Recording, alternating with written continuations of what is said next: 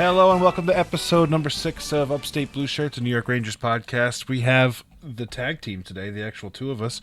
I am Travis, fresh off a 12-hour drive from Tennessee, and we have Nieko, who is, I believe, fresh off of half a bottle of liquor. No, I've been on beer all day. Oh, okay. Well, at least you have a good choice there. Anyways, we are American Pilsner. I'm not drinking your craft beer bullshit. I mean, American Pilsner is a craftable beer if you get it, and it's not Coors Light.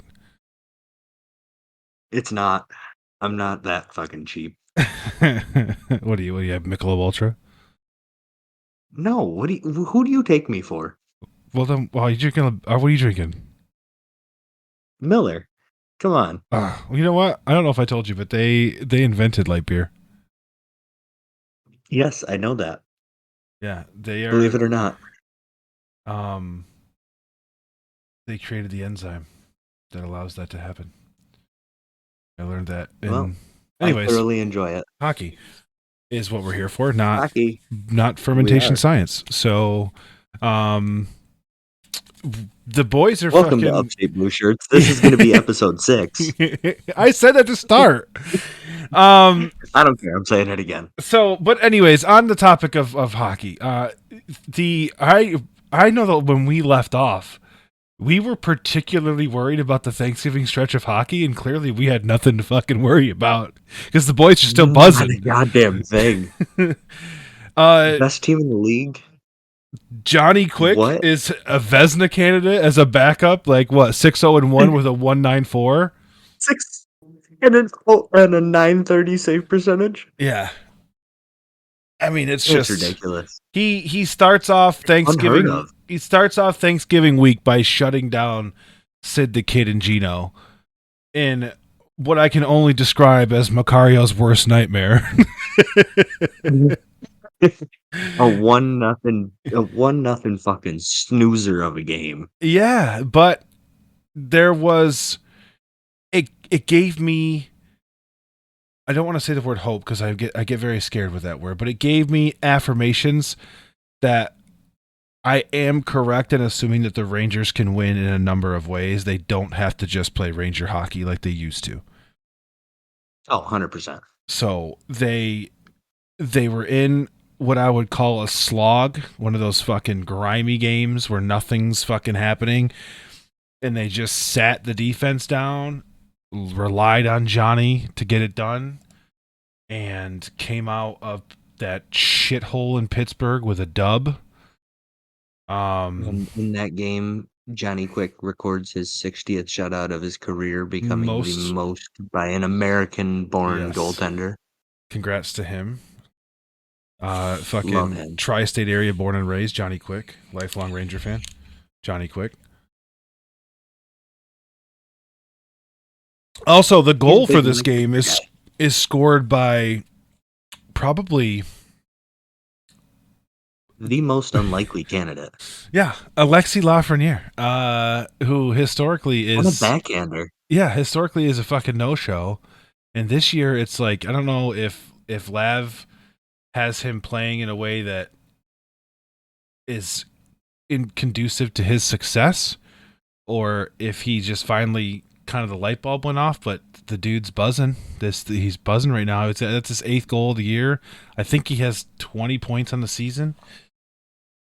Which no, I don't think he's got that many assists. Which I mean, let's go check. I know that was a ridiculous estimation. That was yeah, that was a reach. I want to think he's like mid-teens, 15, 16. Which either way, for Alexis Lafreniere at the American Thanksgiving point of the season is it has to be a career high. Oh no, we're at a dozen. A dozen points in 19 games. That's got to be his best clip to start a season ever. Yeah. I cannot be that far out of pocket by saying that. We've got 2 that are over a point a game at the moment. Right, but I'm saying for him. For him, yeah. That's as a first overall. Yeah, that's in what is this, his fourth season. He was a 2020 pick, right? He was 2020, so he played 21, 22, 20, and then this is his third year, I believe. Okay. So, man, I feel like he's been around forever, but it might be his fourth year. But I might be totally wrong. But hockey's fucked up too because like you follow your prospects for a long time before you draft them, so it feels like they're on the team a lot longer. Like before we ever even drafted Brendan Othman, we were like, we're gonna take Brendan Othman. Like once we knew we had that pick, we just stalked them for years. But so that could be why. But either way, the point remains: Alexis Lafreniere easily off to his so far on pace for his best season ever, best start to a season ever. It's a good time for him because people were pretty much wanting to put him on the trading block and sell him high before he became an absolute fucking dumpster fire of a number one overall pick. But I'm glad they didn't do that because historically speaking, the Rangers do that. And then they ship him off to like fucking Pittsburgh or somebody, and then he becomes like the number one player in the league and fucks us. So stick with him. And I'm here for it. Yeah, absolutely. But yeah, that was a snoozer of a game. Not much to really talk about. The Rangers sat down after scoring 5 minutes and 10 seconds into the first period. So you went 45 minutes without a fucking goal. Anything happening. So without anything, yeah. So snoozer of a game, but it's a dub, and that's all that matters. So that moved the Rangers to 13-3-1 on the year. Then Friday came the UFC fight. Whoa, you're. Oh, never mind. Sorry. Oh, you're good. I forgot we're not talking about Dallas. Yeah, no, we're not talking about Dallas. It was an L. It was a stinker of a game for the Rangers. We all expect them to have a dud eventually, and that was the dud. But you know what? They bounced back, and that's what matters. And we're talking about positive things, not negative ones. Because Dallas was a shocking sequence of events for me, anyways, because they got out to what was a 3-0 lead and then lost. So, I believe so. Yeah, then they got doubled up after that. So. But moving on, Mika Zibanejad continues to make the Philadelphia Flyers his bitch. It's uncanny how well he plays against the fucking Flyers. Yeah, he's ridiculous. I mean, the second goal that he had where he just stuck his stick out and it goes in the fucking net, I'm like, dude, there's something in the air in Philadelphia, man. It's ridiculous. I don't know what it is, but I love it. I'm officially dubbing this Mika November. Oh, Mika Vember? Mika Vember. Mika Vember. You heard it here, folks. T-shirt's coming. Yeah, so Mika and the Rangers came out buzzing quick. I mean, they scored 2 goals in the first 2 minutes. You got Mika at 45 and Cridey Babes unassisted at 153. Now, that was the turnover, right? Where like they won the faceoff and just passed it to him in front of the net. It was fucking weird. I don't know. Or was that game. Or was that? I can't remember what game that was. Fuck me. I don't know if that was the Bruins. No, it was definitely the Flyers. That was Panarin. No, it was definitely Panarin. It was not. It was Kreider. The Rangers or the Flyers won the faceoff in their D zone and then went to go pass it cross ice, and Kreider was literally like in the middle, 2 feet in front of the net, and scored. That was the second goal of the game. I was gonna say that definitely happened in recent memory with Panarin. Yes, but this was Friday's game. I think it happened in Seattle. I don't remember that. I don't know that I watched Friday's game. I had a lot of shit to do Friday. That's okay. Friday is a busy day. And then the second period, 7:41 was that fucking fluky goal with Zibanejad just sticking his stick out and deflecting it over. Is it Carter? Carter Hart? Is that his name? Is that the goalie? Was that who was playing? Yeah, it was. It was definitely their starter. I just can't. That's his name, right? Carter Hart. I know that's their starter. Yeah, Carter Hart. But I don't know if that was the goalie for the game. No, it definitely was because they said it like 3 times. I just couldn't remember if his his first name. I thought it was Carter. I just knew they said Hart. It's Carter. Yeah, so that was just a fluky thing, kind of goofy. Blake Wheeler continues his point streak. Gustafson also lightened it up. The Rangers looked really good in that game because they only had 18 shots on net. So they put 3 in the back of the net. 5-3. Yeah, they won 3-1 against Philly. Which game? Oh, okay. It's okay. Never mind. Dude, it's Thanksgiving week. We're all fucked up. Dude. The biggest takeaway I have from this game is that obviously we talked about Dallas slightly. That was probably Igor's worst performance of the season. I think he had like an 8.48 save percentage. It was awful. It was a bad night for him. Yeah. He comes back with a 1-goal outing on 37 shots for a 9.73. Gets second star of the game, 36 saves. It's just a great way to bounce back and be like, I'm still Igor Shesterkin. Fuck you. So you love to see it. I'm still the best goalie in the league. Yeah, exactly. It's either me or Ilya Sorokin. It depends on what day of the week it is. But the dude, he just looks so good, and that was good to see. And then obviously to cap off a wonderful Thanksgiving holiday, the game that made me the most nervous and the game that I was most surprised with is a 7-4 thumping. It wasn't even that close of a fucking game against the Boston Bruins. It wasn't. I mean, it was at the start. It was 3-3, 26 seconds into the second period. Coming off a loss from fucking Detroit. Yeah, they got drummed up by Detroit. They've actually, I heard a statistic on the Locked On Rangers podcast that the Bruins had given up 5 or more goals in their last 4 games, which is unheard of. But whatever, I'll take what I can get. The Rangers now have the privilege of saying that they have handed Boston a regulation loss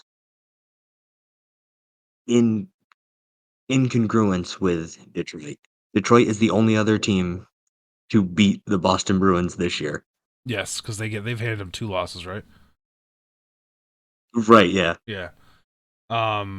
Also, that makes the New York Rangers the best team in the NHL by win percentage. They're tied with Boston in points, but they have the better win percentage, so that makes them the best team in the NHL. Which is because they still have a game in hand. Correct. Which is, if you had told me that and that was going to happen in September, I would have punched you in the fucking head. I'm like, you're an idiot. That's not happening. I would have made you swallow your fucking front teeth. Yeah, exactly. I'd have been like, oh, dude, I want whatever you're having, because clearly it's a great fucking hallucinogenic, because that's what you're doing right now. But and the thing is, but what do you mean speaking of? So, James and I were working on the studio this afternoon. We go to Tully's for lunch. You had a hallucinogenic? There was some dude that was on probably everything. Oh, good for him. Sitting at the end of the bar. And that's why James said we ran into McGraw. Oh, so you got you got lunch entertainment. Oh yeah. I mean, you love to see it. He was just sitting down at the end of the bar, like he was a good 40 feet away from us, and we heard everything he was talking about. God bless. But diving back into the Bruins and Rangers game,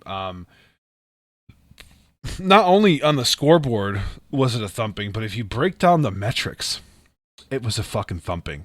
Rangers 40 shots, Boston 31. Rangers 20 hits, Boston 13. Penalty minutes were even, but I don't fucking care about that. The Rangers won almost 60% of the faceoffs. Yeah, so, last time I looked, it was 41-24. Yeah. And so I believe the Rangers 1 for 3 on the power play. Correct me if I'm wrong, but I think Vincent Trocheck leads the league in face-off win percentage. He does. It's the first time in Rangers history that they've had 3 centermen in the top 50. And Vincent Trocheck is number 1. Yeah, it's Vinny Trocheck. It was Filipino before he got hurt, and then Mika was like at like 48 or something like that. But he's close to 50% for like the first time in his career. I mean, he's like 48.9, which is, I'll take it. Yep. That's not really his strong suit. He's much more of a playmaker center than he is a puck possession center. But if he's going to improve in the faceoff dot, it just means more possessions, which is a big thing for this team because,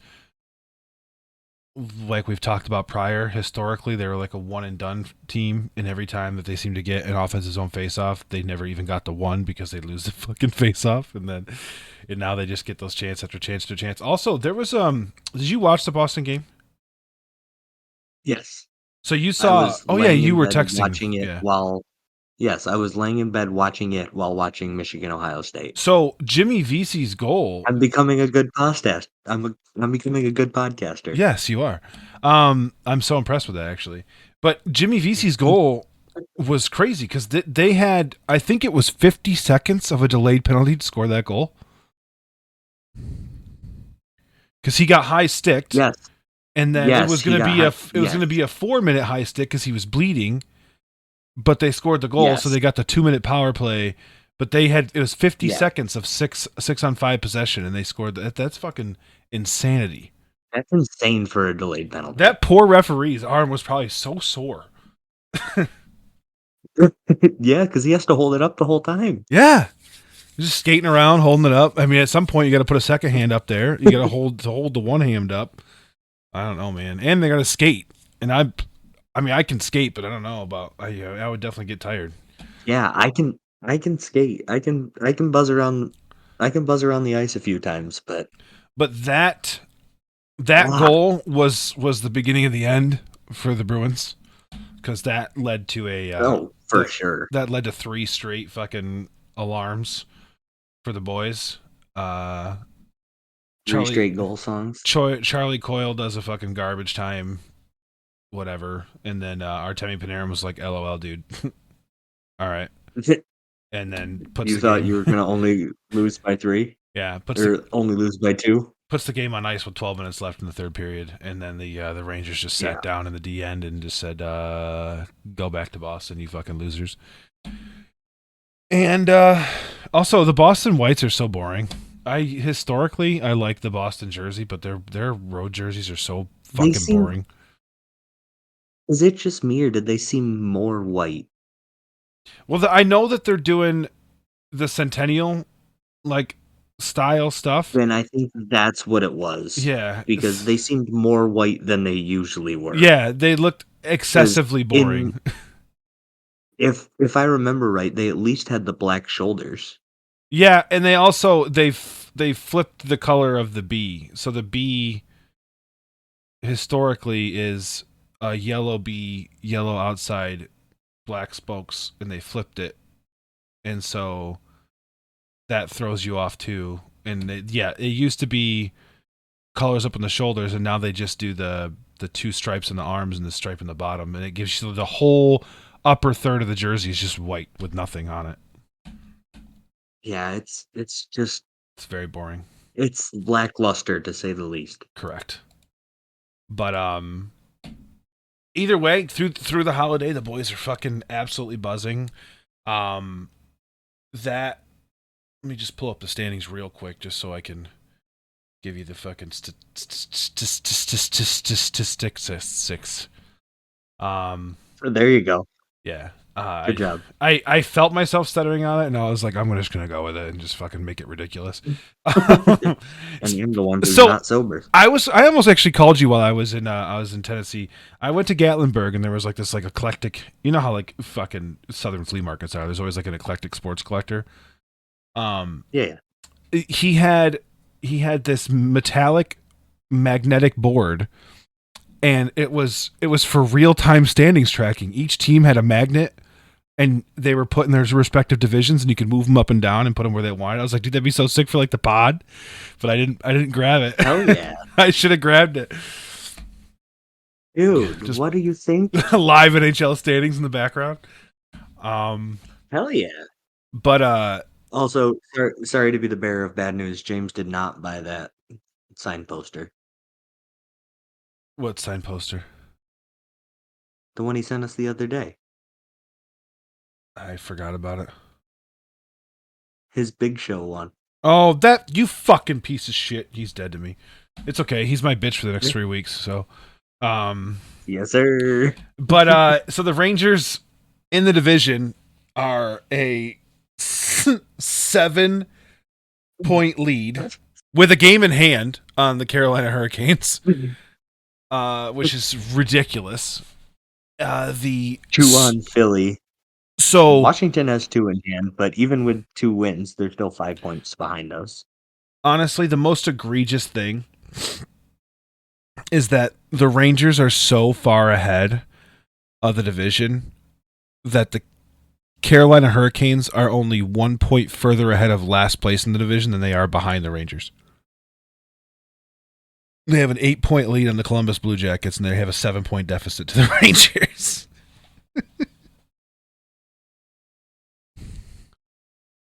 It's not even fucking close. You know what makes me even more happy? What? Seeing the Pittsburgh in the fucking dumpster? Penguins. Yeah. Having an 11-point deficit. Honestly, the bottom of this division makes me fucking rock hard. Islanders, Penguins, Devils. Eat my ass, all of you. You trash. Toronto not having a great start to the year. Honestly, like there's a bunch of teams that I thought would have good starts to the year that didn't. Calgary's middle of the road. Edmonton's in the dumpster, but they seem to be figuring it out. But then you got like the opposites. Like who saw the Vancouver Canucks coming out to the fucking slingshot of a start they've had? Yeah, 29 points in 22 games. Do you know the only other team that has a record equal to us in our last 10? Can you name it without looking it up? I'm already looking it up. Oh, yeah. It is the Los Angeles Kings. They're also 8-1-1 in their last 10. They're on a 5-game win streak. Thank you for Jonathan Quick. Yeah, thank you. Even if Phoenix Copley's kind of lit. Phoenix Copley is kind of lit, and he did make a pit stop in Vegas before coming to us, but right.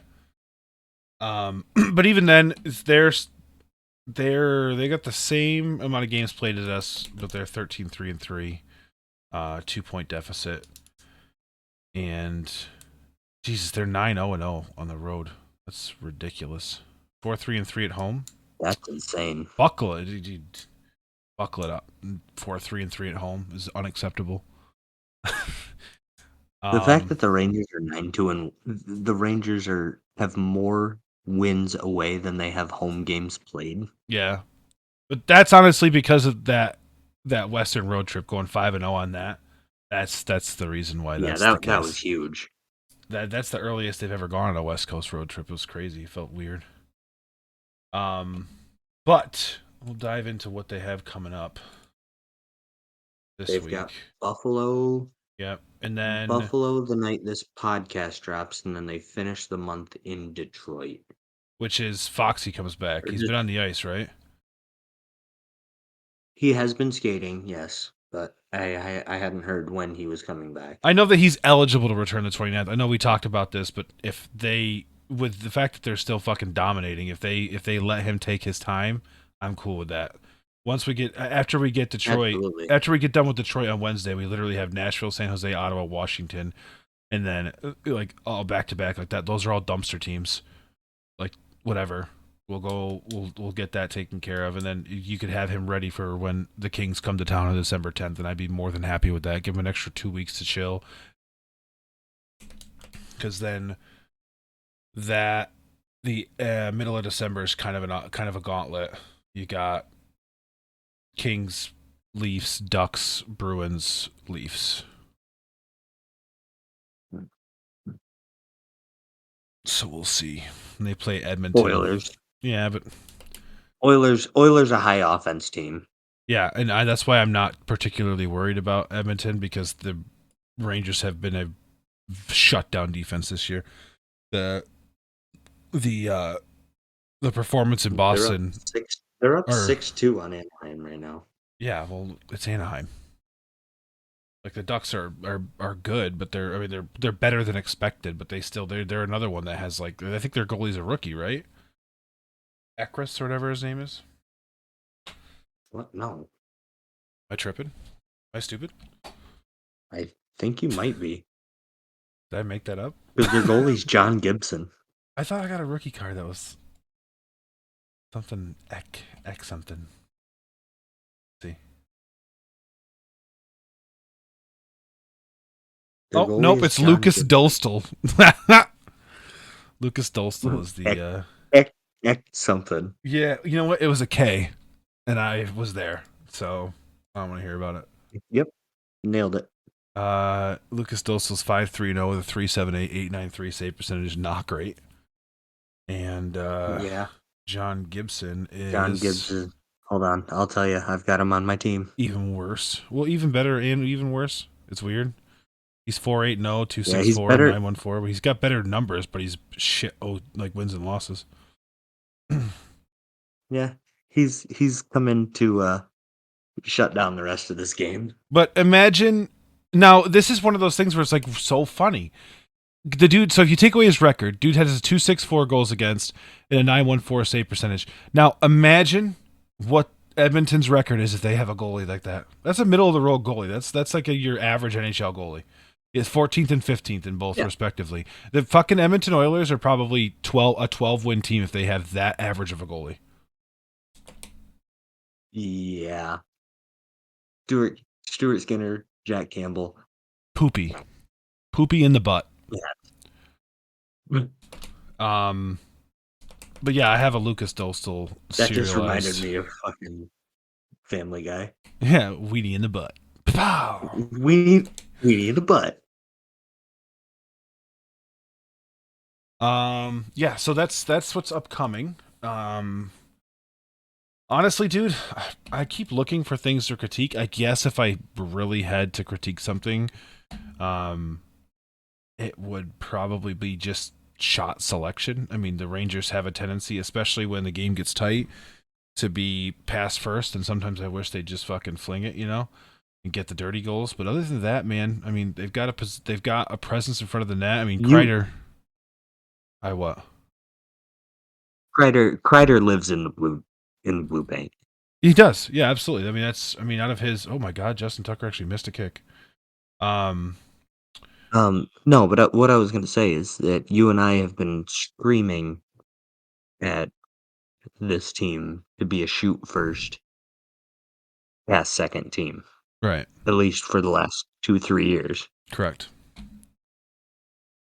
And I'm kind of glad to see Artemi taking that in stride. Well, look what it's done for him. Oh, I know. And I think don't get me wrong. I wish he's that always Mika been the would learn a lesson. He's always been the playmaker kind of winger, but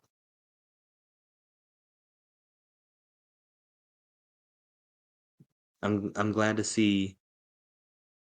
I'm glad to see him at this point. Absolutely. I mean, he's unreal, and hopefully, with what we saw over this past week, because Mika's a notoriously slow starter, so hopefully we get him buzzing, Always. And then a Rangers team with a first and second line buzzing, dude. They might do what the fucking Bruins did last year and win 10, 12 straight games. Plus the fourth line is. The fourth line, I think, honestly, and this could be biased, but I honestly think the Rangers have the best fourth line in hockey, especially when Heedle's healthy and you have Gaudreau. You have Gaudreau centering that line. Dude. Their fourth line right now is Bonino, Pitlick, VC. But when Heedle's healthy, they have Gaudreau, VC, Gaudreau, VC, and the fuck. Wheeler? Stroke. No, the other guy you just said. Not Pitlick, the other one. Bonino. Bonino? Bonino? No, he's always a fourth liner. Always, right? Yeah, so I'm saying. So the person who's gone when Heedle's around is Pitlick. Yes. Yeah, so that's what I'm saying. That fourth line whenever. Pitlick drops to the fourth line, and that becomes so. Our first line is Panarin, Mika, Laffy. Yep. No, not Panarin. Panarin's second line. No. Our first line is It's Mika Kreider It's and Mika, Kreider, Laffy, no, our first line is Mika Kreider, or Kako. Wheeler. No, Yes. currently it is. Currently it is, but that's what it is. Currently it is. No, it wasn't that to start the season. I know, but to start the season doesn't matter. It's what it is right now. They've used the same No, lines for the I'm last saying what it. 2 weeks. No, I know. I'm saying what it was when the season started was Oh yeah, you had Kako on the right side. Kreider, Mika, Kako. Yeah, and then you had And then it was Panarin, Trocheck, Laffy. wrong. Trocheck was the third line center. Then it was Panarin with Hedel. It was Hedel, and yeah. Laffy. It was Panarin, Hedel, Laffy, and then it was Trocheck. Trocheck, Wheeler, Goudreau.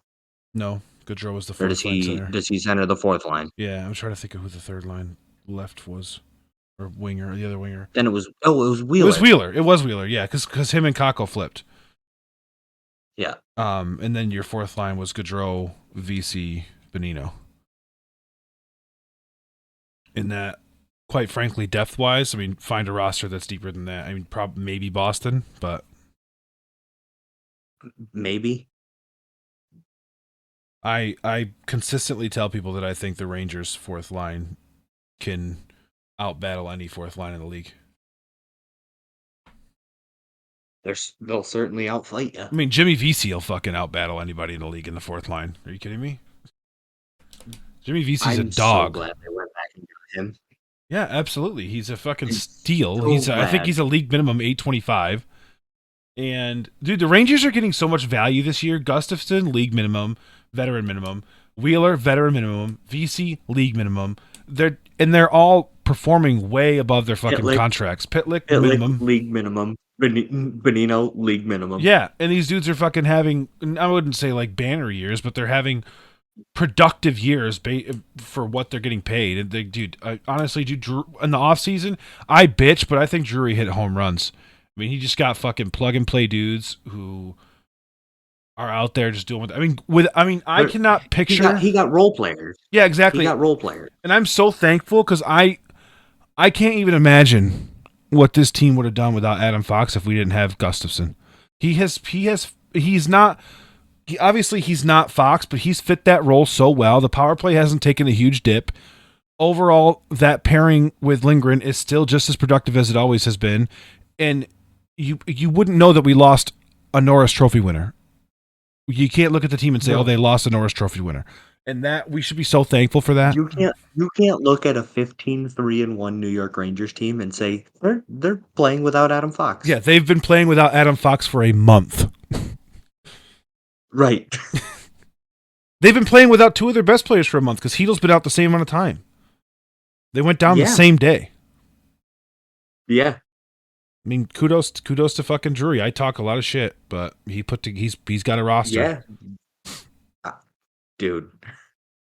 He's got a roster, and Laviolette is making the best of it. And honestly, dude, like I think about it, and if they suffered a couple more injuries, it's still next man up. Down in fucking Hartford, you got, who do you have down there? You got, on the D end, you got Zach Jones. On the offensive end, you got Othman. Zach Jones is up right now. You got Othman. Who's the other one that got his first goal last year besides Cooley? He got it in the Montreal game. I can't think of what his last name is. Off. I'm gonna go to Hartford's page because I forgot. Yeah, you do that. He's another one. Like there's like 3 or 4 guys that could easily come up and play just as well. He's like the one ahead of Othman. Yeah. As soon as you say it, I'm gonna fucking kick myself in the knee. But I have a stroke. All right, so this is the roster. I can't remember. I mean, obviously you got Brendan Othman, but you got Brett Berard, Turner Elson, Jake Leshizian, Riley Nash. Jake Leshizian played with us last year. Yeah, so did Johnny Brodzinski. He comes up all the time. Was it Matt Rempe? Nope, Matt Rempe's not it yet. Bobby Trevino, Alex Belzel, Ryder Korchak, Adam Edstrom, Adam Sikora, Carl Henriksen, and on D you got Matthew Cairns. It's Ben Harper. Oh, Ben Harper. Yeah, Yeah, Ben Harper played with us for a yeah, he was up for a few long games time last last year. year. Yeah, and then you got Zach Brazola, Blake Hillman, Grant Gabrielle, Nicholas Brouillard, Matthew Robertson, Brandon Scanlon, Mac Howell, and then obviously Garand and Domingue. We both know are fucking fantastic because we've gotten to see him, even though we shouldn't have. That's Right. so, but yeah, so like I mean, between Lecision, Brodzinski, Brennan Othman, Ben Harper, and obviously we have Jones, and then Will The one Cooley that is up this year, the whole year. He's made the roster, so the one that I'm most excited to see, other than Brendan Othman, I don't even know if he's made it to the A yet, is Gabe Perreault. no, he is playing for Boston College. Okay, But he so is leading Boston College in points. yeah, And I'm so excited for Gabe Perreault. for any of our listeners who don't know much about college hockey, Boston College is like a Duke for college hockey. Like they are a premier program. So for him to be leading the team in points, it is a very fucking big deal. It's for college hockey, it's like Quinnipiac, Minnesota, Boston College, and that's about it. Well, you got really the bean pot because all the Boston schools are pretty good. Yeah, And then all the Boston schools, obviously Minnesota, obviously Quinnipiac. you got you got really then if you go like the blue blood programs, you want to list 10 like you do in basketball, you probably go Midwest and go Denver, Michigan, and Colorado, and that's it. Right. And even still, that's only 6. Yeah, I mean hockey's not quite as deep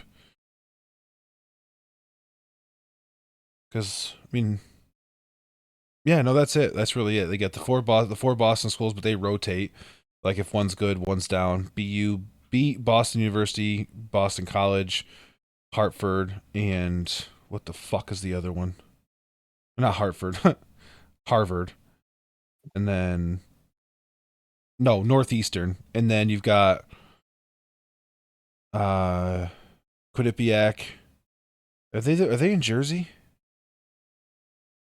I couldn't even tell you. I have no idea where they are. But yeah, It feels like Pennsylvania. You got Quinnipiac, and then you've got Denver, University of Denver. You got University of Colorado. You've got Michigan, and I'm trying to think of who else was in the Frozen Four last year. That's a perennial. Minnesota. Oh yeah, Minnesota. Duh, the Golden Gophers. They're like the Minnesota. So Minnesota fighting Chuck E. yeah, Cheese's. it's really honestly Minnesota is like where all the best players in the Midwest go, and then Boston College is where all the best players from the East Coast go, and then everybody else kind of fills From rosters New from there. England. Yeah, exactly. Yeah. And then the Canadians go where they want to because they're Canadians. But yeah, no, that's what I mean though. Like you got Gabe Perreault lighting it up in the NCAA. I'd listed off 4 players who are plug and play. Like the Rangers are so deep that I think we're set for like I was worried that our window might be closing, 6. but I think we're okay. Yeah, like we might see Mika, Panarin, Kreider for another 2-3, but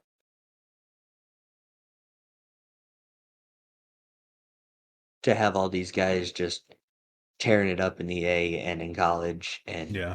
being a young team that's fucking hungry again. Yeah, I love it. You love to see it. I'm here for it. I'm here for it. Is there anything else you wanted to say before we shut her down? We're hitting 40 minutes. That's a good amount of time. That's a perfect amount of time. Yeah. No, I'm just really excited to see where this team goes. I'm so glad that the Rangers finally have a decent backup to Igor. And Yeah. We're I not don't know. having to rely on him as much. Here's to the best team in the NHL. Hell yeah, brother. So this pod drops. We got Buffalo tonight, and then we'll have Detroit Wednesday, where we will record after that game, and talk those two games with you guys on Thursday, and then we're into the dumpster schedule with Nashville, San Jose, Ottawa, Washington before we head into mid-December, and then Christmas, guys. So just bear with us. It's gonna be a fun ride. We're a quarter of the way through the season. We're a quarter of the way, and we're the best team, sitting at 31 points. And we love to see it. Hell yeah. Alrighty, guys. We'll see you later this week, Thursday. Yeah. Bye-bye. Bye-bye.